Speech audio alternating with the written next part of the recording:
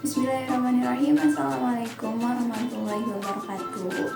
Perkenalkan, nama saya Isnaini Sutriani dengan NIM E1C022066. Di sini saya ingin mengulas atau memberikan ulasan mengenai dua karya sastra berupa novel, yaitu novel karya Dandon yang berjudul The Lost Symbol dan Angel and Demon. Di sini saya akan membahas dari 3 kriteria. Yang pertama dari segi keseruan ceritanya, yang kedua dari apa yang bisa kita pelajari dari novel tersebut, dan yang ketiga, apa sih pentingnya filologi?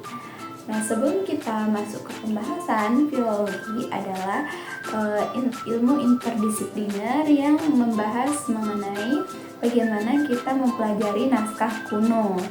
Baik, kita mulai ke sub yang pertama.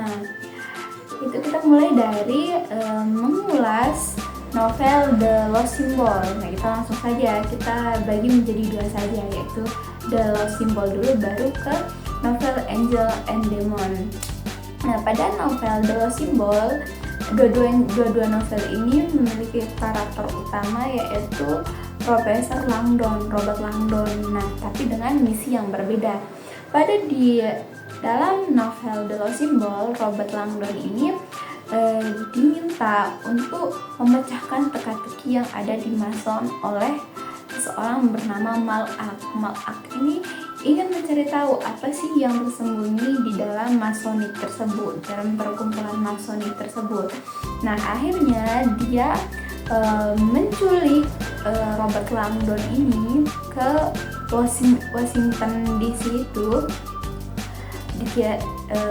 Robert Langdon itu diberitahukan bahwa ia diminta datang oleh Peter Solomon untuk menyampaikan sebuah pidato. Ternyata sampai di sana tidak ada undangan seperti itu, dan Peter Solomon pun diculik oleh Malak seperti itu.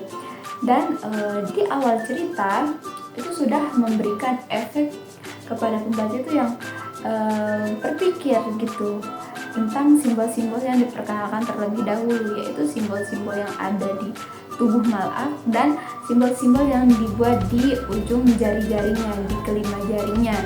Nah, kemudian tangan Peter Solomon itu diasumsikan atau memang dipotong oleh Malak, dan di bagian ujung-ujung jarinya itu ditaruh simbol-simbol tertentu yang berasal dari ajaran-ajaran kuno, ajaran terdahulu. Akhirnya Robert Langdon diminta untuk mencari semua makna simbol tersebut oleh Malak agar ia bisa mendapatkan ilmu atau sesuatu yang dianggap berpengaruh sangat besar bagi dunia tersebut, kekuatan yang besar tersebut. Nah, akhirnya Robert Langdon ini dibantu oleh Catherine Solomon, itu adalah masih keluarganya Peter Solomon, yaitu sedang melakukan studi tentang ilmu neotik, ilmu tentang manusia, pikiran manusia. Bahwa di sana itu pemahaman saya atau yang saya tangkap itu, ilmu neotik itu adalah ilmu yang mempelajari pikiran manusia itu bisa menimbulkan sesuatu yang sangat besar gitu. Kemudian yang kedua, apa yang bisa saya ambil atau pelajaran hidup yang bisa diambil dari novel The Lost Symbol ini adalah bagaimana pentingnya naskah yang dulu atau naskah kuno itu sangat perlu dipelajari untuk kita. Di sana itu tertuliskan bahwa ilmu ini memang ada, tapi di era kita harus menggalinya ulang. Seperti itu, kita harus mencari tahunya lagi, dan itu tertuang dalam naskah kuno yang dibuat oleh orang-orang terdahulu dalam menjaga ilmu itu tetap ada, berkembang. Nah, mereka menuliskannya dalam sebuah tempat yang disebut dengan naskah tersebut. Kemudian yang kedua yaitu tentang novel Angel and Demon. Di sini juga sama, karakter utamanya itu adalah Robert Langdon atau Profesor Langdon. Tapi di sini misinya adalah untuk menyelamatkan Freveti atau calon paus baru dan menyelamatkan antimateri yang diculik oleh Illuminati yang disangka hidup kembali atau bangkit kembali. Nah, antimateri ini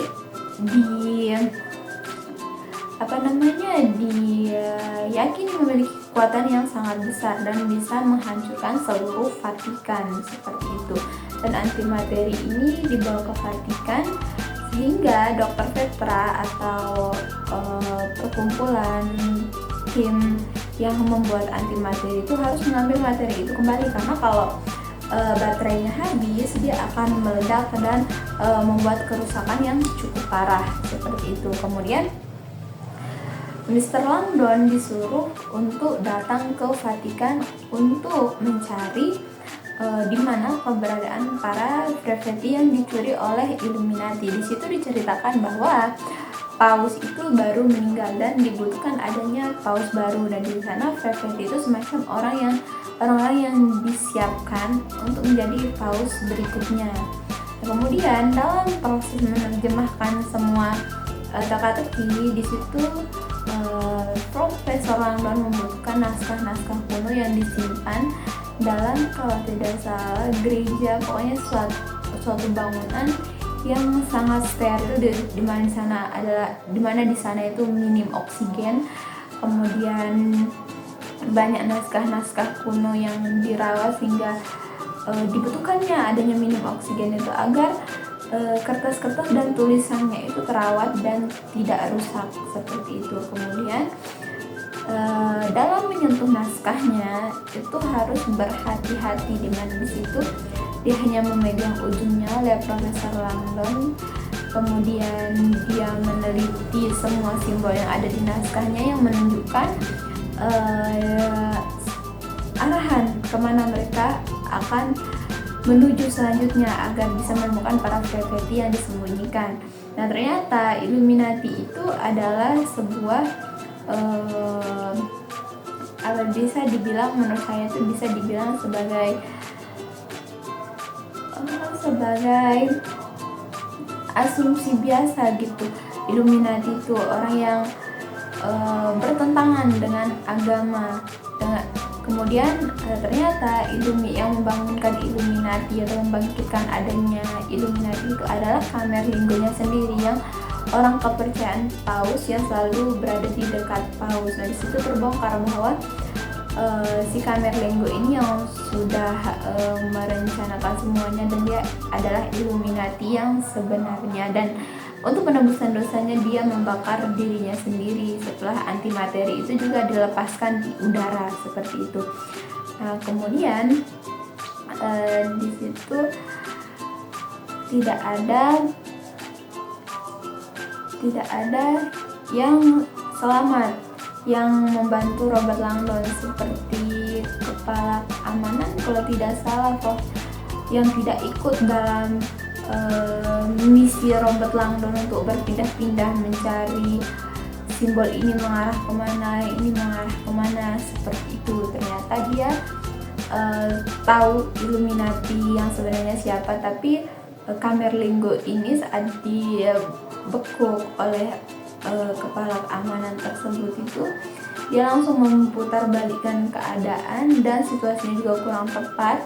Mr. Langdon datang saat si Illuminati itu menancapkan simbol Illuminati di dadanya sendiri seperti itu. Nah, sekian itulah ulasan saya mengenai kedua novel karya Dan Brown, yaitu The Lost Symbol dan Angel and Demon. Di sini saya sadar bahwa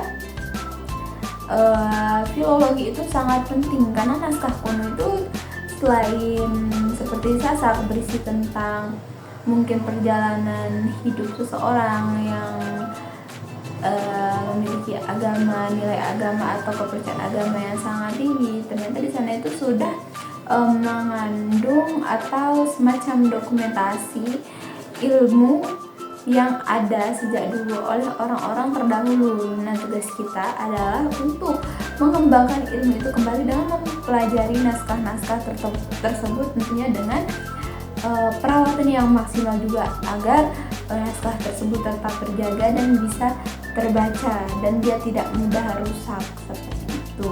Baik, itu saja penyampaian ulasan saya. Kurang dan lebihnya mohon maaf. Wassalamualaikum warahmatullahi wabarakatuh.